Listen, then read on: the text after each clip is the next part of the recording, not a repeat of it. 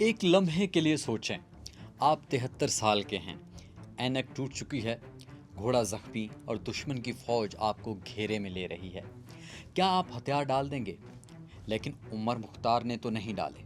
یہ شیر صحرا کی کہانی ہے، ایک شخص جو اٹلی کے ظالم استعمار کے سامنے ڈٹ کر کھڑا ہوا اور لیبیا کی آزادی کو روشن کر گیا۔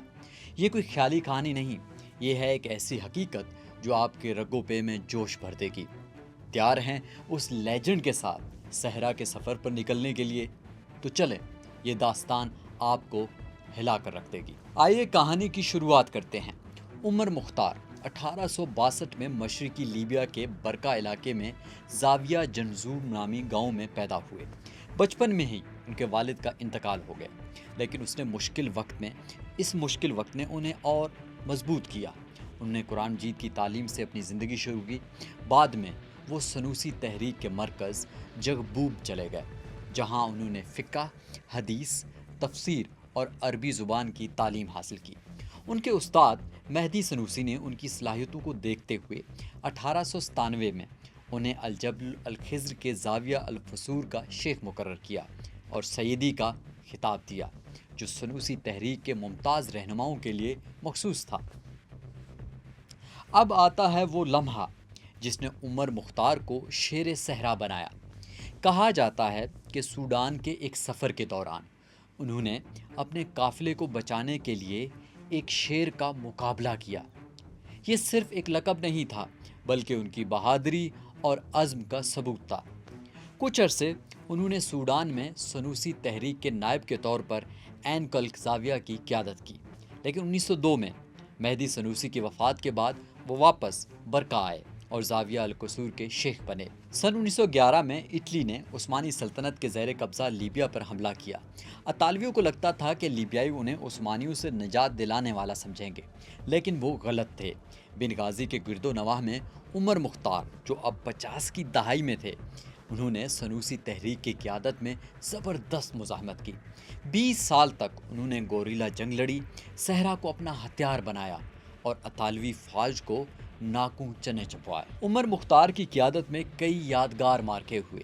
1913 کی 2 روزہ درنا کی جنگ میں انہوں نے 70 اطالوی فوجیوں کو ہلاک اور 400 سے زائد کو زخمی کیا۔ بوشمال، شلزیما اور زویتنا کی لڑائیوں میں بھی وہ خود محاذ پر موجود تھے۔ ان کی حکمت عملی شاندار تھی، چھوٹی چھوٹی تیز ٹیمیں جو دشمن پر حملہ کرتی اور پھر اچانک سے صحرا میں غائب ہو جاتی۔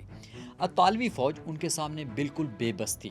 1922 میں جب موسولینی کی فاشسٹ حکومت اقتدار میں آئی تو لیبیا پر دباؤ بڑھ گیا، لیکن عمر مختار کا عزم مزید پختہ ہوا۔ موسولینی نے مزاحمت کو کچلنے کے لیے صفاقانہ ہتھ کنڈے استعمال کیے۔ 1 لاکھ سے زائد لیبیائیوں کو جو مزاحمت کے گڑھ تھے، حراستی کیمپوں میں زبردستی منتقل کیا گیا، جہاں ہزاروں بھوک اور بیماری سے مر گئے۔ اطالویوں نے جعبوب پر قبضہ کر کے مزاحمت کی سپلائی روکنے کی کوشش کی، لیکن عمر مختار نے ہمت نہیں ہاری۔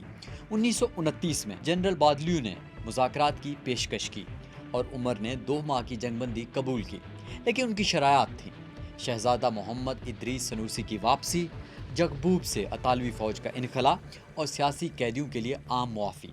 اطالویوں نے وقت ضائع کیا اور شرائط پوری نہیں کی۔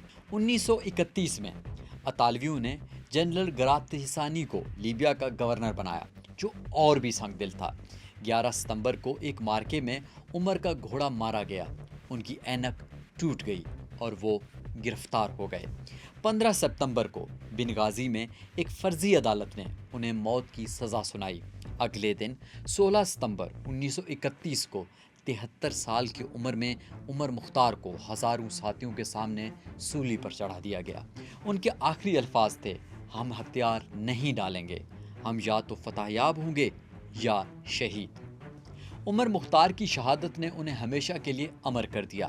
وہ نہ صرف لیبیا بلکہ پوری دنیا میں استعمار کے خلاف مزاحمت کی علامت بن گئے۔ ان کی داستان سے متاثر ہو کر 1979 میں film the lion of desert بنائی گئی، جس میں اینتھونی کوئن نے ان کا کردار ادا کیا۔ آج بھی لیبیا میں 16 ستمبر کو یوم شہدا منایا جاتا ہے۔ ان کا مشہور قول "ہم ہتھیار نہیں ڈالیں گے" آج بھی ظلم کے خلاف آواز اٹھانے والوں کے لیے ایک نعرہ ہے۔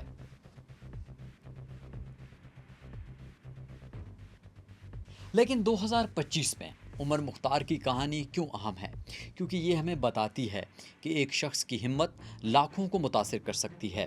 استعمار کے خلاف ان کی لڑائی ہمیں یہ سکھاتی ہے کہ حق کے لیے لڑنا کبھی بیکار نہیں جاتا۔ لیبیا کے صحراؤں سے لے کر آج کی آزادی کی تحریکوں تک عمر مختار کی میراث زندہ ہے۔ یہ ایک ایسی آواز ہے جو ہمیں کہتی ہے کہ ظلم کے سامنے جھکنا نہیں بلکہ ڈٹ کر مقابلہ کرنا ہے۔ یہ تھی عمر مختار، شیر صحرا کی حیرت انگیز کہانی۔ آپ کو ان کی یہ داستان کیسی لگی؟ کامنٹس میں ہمیں ضرور بتائیے گا۔ اگر یہ کہانی آپ کے دل کو چھو گئی تو اس ویڈیو کو لائک کریں، اپنے دوستوں کے ساتھ شیئر کریں اور سبسکرائب کر کے ہمیں یہ ضرور بتائیے گا کہ آپ کس طرح کی کہانیاں سننا پسند کریں گے۔